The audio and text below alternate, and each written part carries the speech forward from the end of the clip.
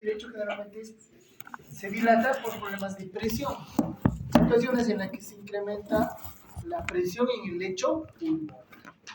Casi siempre es por problemas pulmonares propiamente o por falla del ventrículo izquierdo en forma retrógrada. Claro, o sea, el ventrículo hacia la aurícula y la aurícula en forma retrógrada. O cuando hay fibrosis pulmonar, ¿no? La fibrosis pulmonar, va a haber fibrosis de los lechos, de todo el parénquima pulmonar, y eso también va a afectar a los vasos, va a llevar a hipertensión pulmonar, ¿ya? Dilatación del ventrículo derecho, y eso es falla derecha, falla izquierda.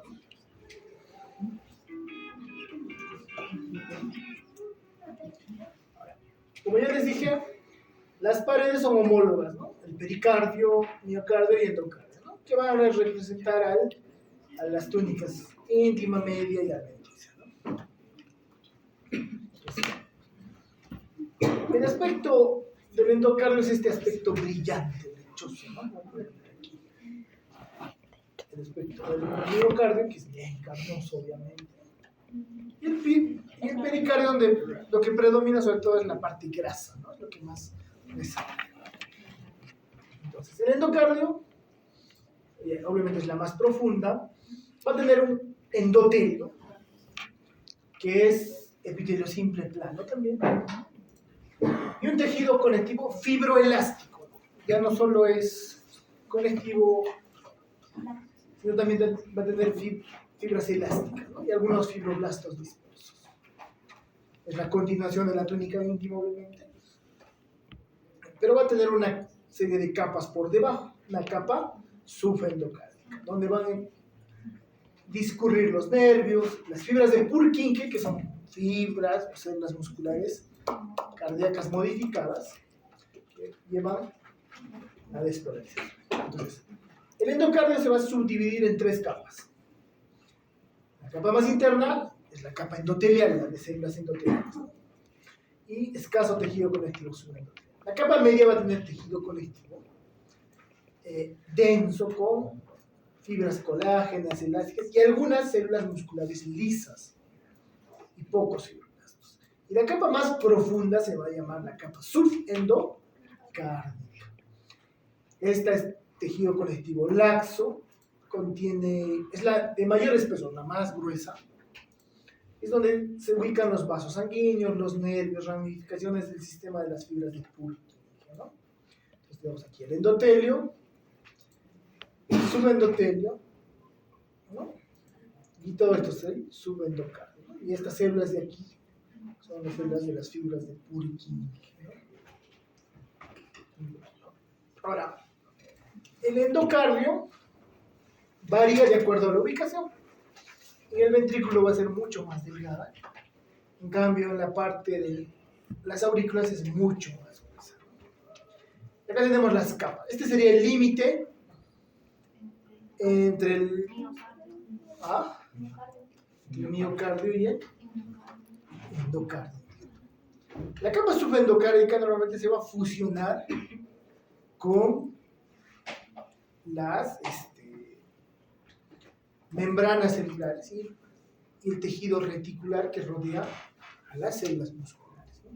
Entonces acá tenemos la capa subendotelial, la capa mioelástica, algunos le llaman la capa media, y la subendocárdica propiamente dicha, que es por donde pasa el sistema de Purkinje, ¿no?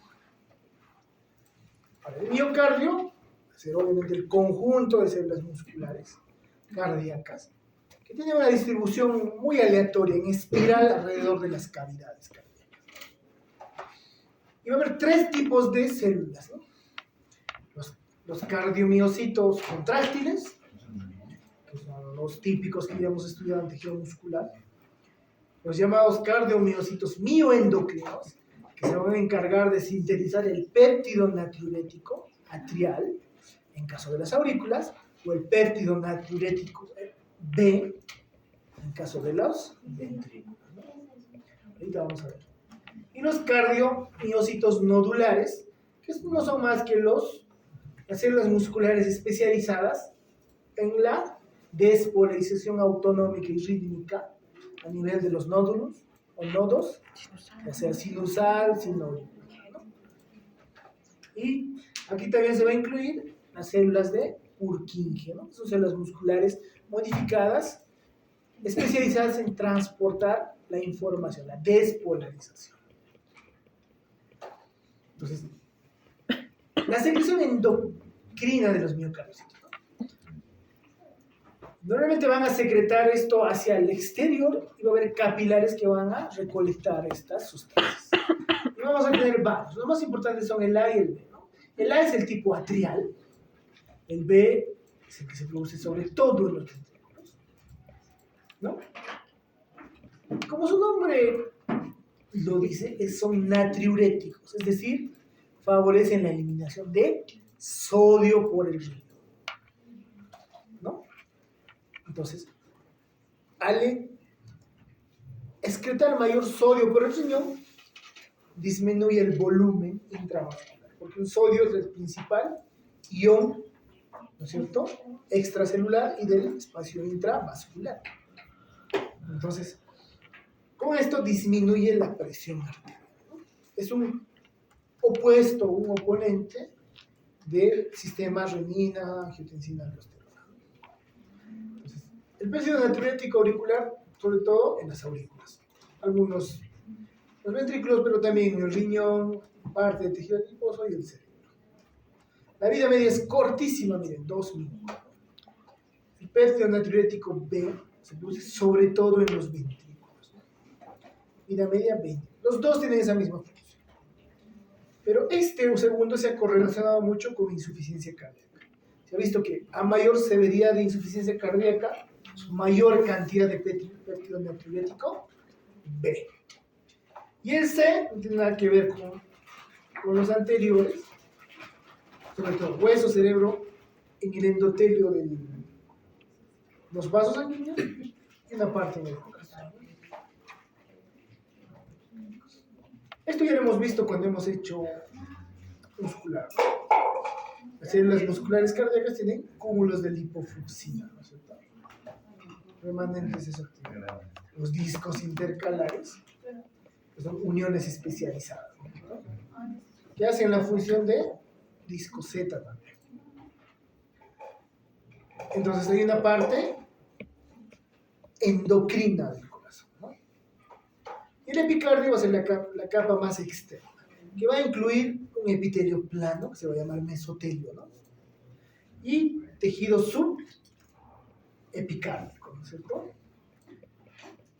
En este tejido subepicárdico va a haber tejido adiposo, ahí van a estar las fibras, los vasos sanguíneos más importantes, como los vasos coronarios, algunos nervios, ganglios, ¿no es cierto?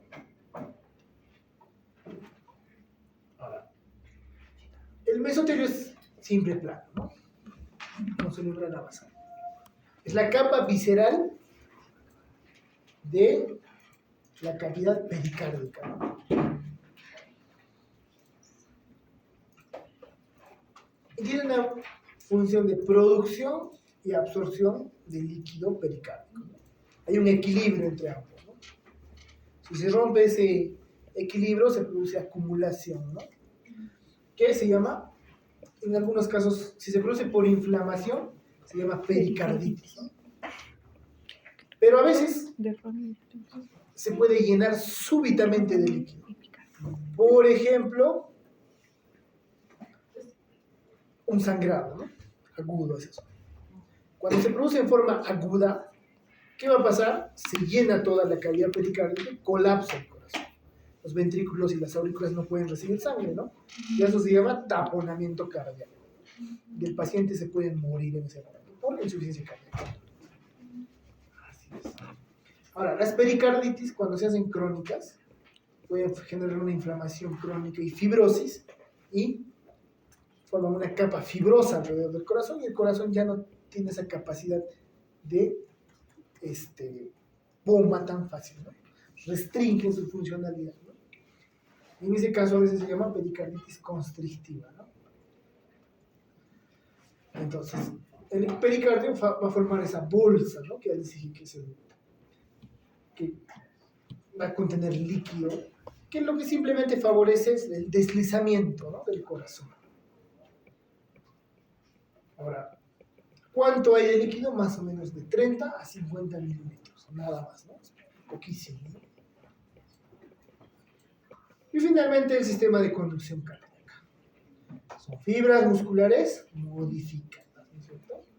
Vamos a tener el nodo sinoauricular, el aurículo-ventricular, el haz aurículo-ventricular o haz de His y las fibras de Purkinje, ¿no es cierto?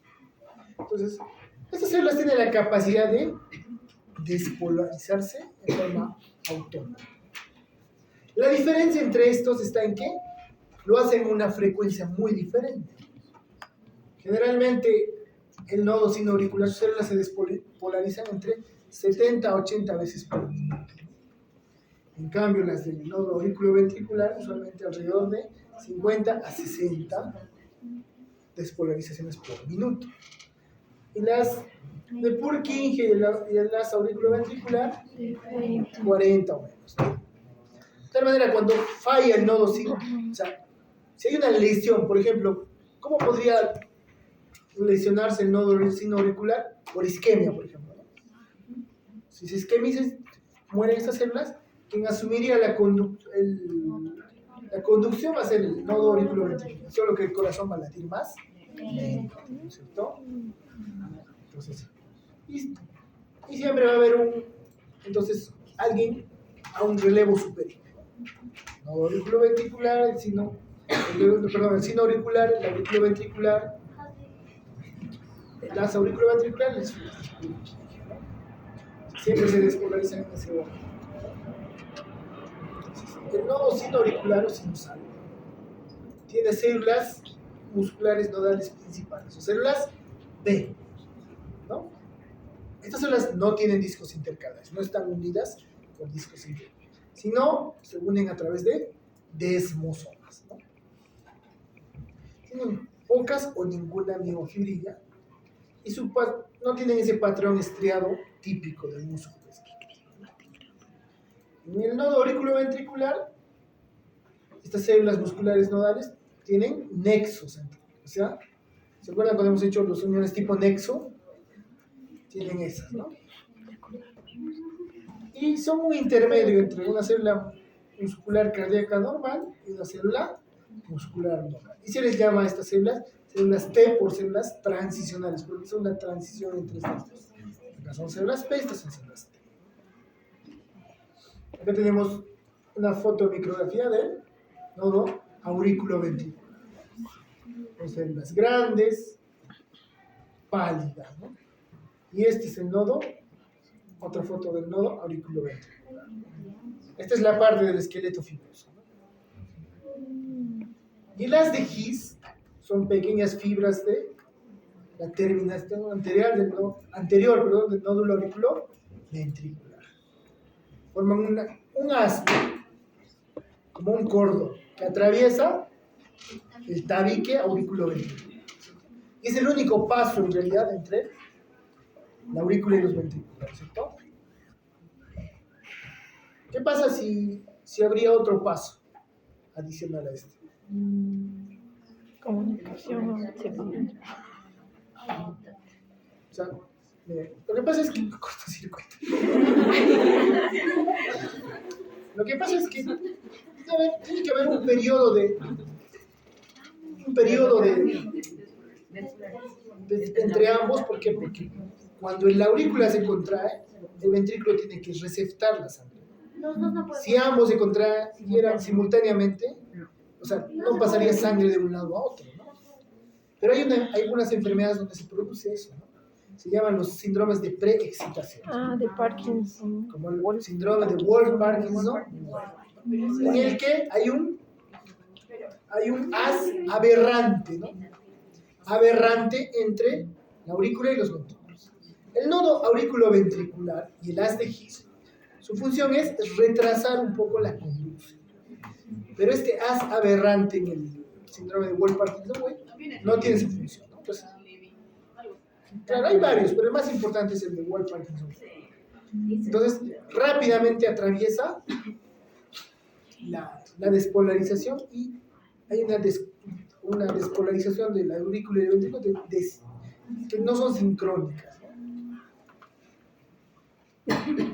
Entonces, las fibras de Purkinje finalmente van a ser el sistema de conducción que va a distribuir la despolarización a toda la musculatura de los ventrículos, ¿no?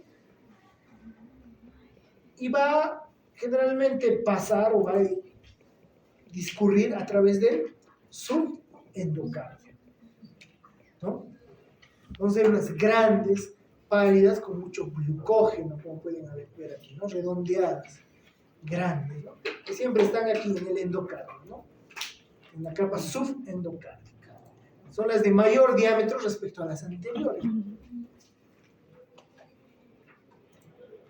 Ahora, todas son células musculares modificadas, pero estas son las más grandes, como pueden ver, ¿no? Y pálidas. Aquí están estas son células musculares comunes, y por aquí están las fibras de Purkinje, ¿no? Más grandes y pálidas, ¿no? Ahora, ¿dónde se ubica el nodo sinusal? En la cresta terminal, desembocadura de la cava superior. En la desembocadura de la vena cava superior. ¿El nodo auriculoventricular? De Koch. Justo por encima de válvula. Debe ser.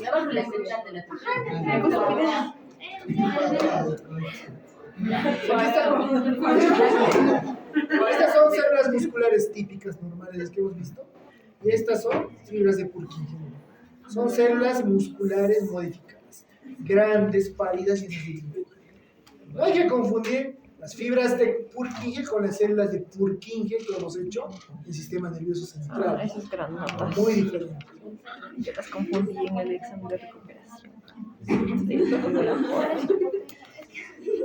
Ahora, el esqueleto cardíaco está formado por tejido conectivo denso, ¿no?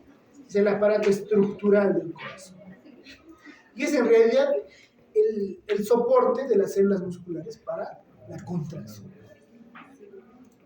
Y vamos a tener anillos fibrosos, el trígono fibroso y el tabique membranoso. Los anillos fibrosos son los que están alrededor de las válvulas, ¿cierto? Que son 4. El trígono fibroso se encuentra en la cercanía del área de las válvulas cuspídeas de la válvula aórtica, ¿no es cierto? Es un área triangular de tejido conectivo. Y el tabique membranoso es la porción más superior del tabique interventricular. No todo el tabique interventricular es muscular, ¿no es cierto? Es una parte más superior que es membranosa. Y esta parte es la que muchas veces tiene defectos congénitos, y ahí hay comunicación entre los ventrículos. Es el CI y B, ¿no es cierto? Comunicación interventricular. Pues aquí tenemos los anillos, ¿no?, de las válvulas, y aquí está el trígono fibroso. El trígono fibroso. Entonces, ¿qué son los trígonos fibrosos? Son zonas de tejido conectivo que comunican estos anillos fibrosos y los separan de la aurícula y los ventrículos. Separan, ¿no es cierto?, la aurícula y los ventrículos. Y esta va a estar perforada ¿por qué? Por el haz auriculoventricular o haz de His, ¿no es cierto? Las válvulas cardíacas tienen esa misma composición. Son estructuras de un esqueleto de tejido conectivo que está revestido por endocardio, ¿no es cierto? Fijadas por un extremo al esqueleto fibroso. Entonces vamos a tener válvulas atrioventriculares y semilunares, ¿no? Vamos a tener en el lado izquierdo la mitral, en el derecho la tricuspide, ¿no es cierto? Las semilunares, la aórtica y la pulmonar. ¿Puede haber defectos congénitos? Esto sí. A veces la mitral puede tener 3 valvas, a veces la tricuspide puede tener solo 2 valvas. Hay problemas congénitos, ¿no? Aquí tenemos una válvula, ¿no? Son muy finas, ¿no? Ahora, en la luz, sobre todo de los ventrículos, vamos a tener proyecciones o prolongaciones del músculo cardíaco, que se van a llamar músculos papilares, de los cuales van a surgir cuerdas del tejido conectivo denso hacia las válvulas. Esas son las cuerdas tendinosas, ¿no? Cada válvula va a tener 3 capas. La capa fibrosa es el esqueleto, el eje central, una esponjosa y una ventricular. La esponjosa está formada por tejido conectivo laxo, que se ubica usualmente hacia la cara o auricular o hacia el vaso, ¿no? Entonces va a tener fibras elásticas, fibras de colágeno y muchos proteoglicados. Es mucho más gruesa esta esponjosa. ¿Por qué? Porque su función va a ser la de amortiguar las vibraciones asociadas al cierre de las válvulas, ¿no? Esa es su función. En cambio, la ventricular es mucho más delgada, tiene un revestimiento endotelial nada más, con tejido conectivo denso, con capas más delgadas, ¿no? Y es la que se va a continuar con las cuerdas tendinosas, ¿cierto? Y aquí tenemos, ¿no?, la válvula, las cuerdas tendinosas. Aquí se fija el esqueleto, el corazón, y tenemos la esponjosa, la fibrosa y la ventricular. Y las cuerdas tendinosas que ya vimos, ¿no?, que unen la valva a los músculos clavos. Son finos. En algunos infartos se pueden necrosar y se pueden romper. Se produce disfunción de la valva.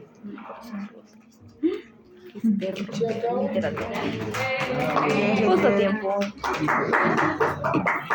Y ahora entramos al sistema respiratorio. Es broma. Son las 5 o hasta las 11.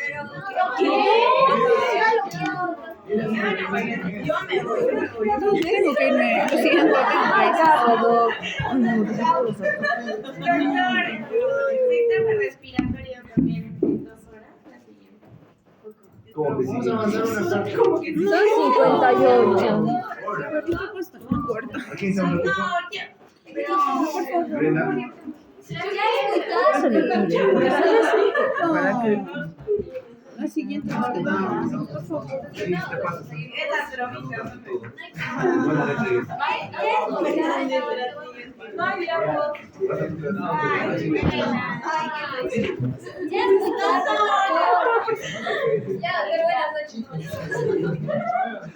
Ya son las 7. Sí, no.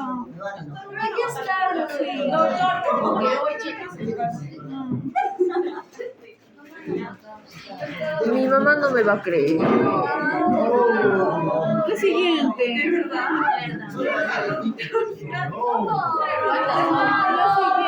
Sí, 60, ya. Vamos a avanzar una parte. Primera parte.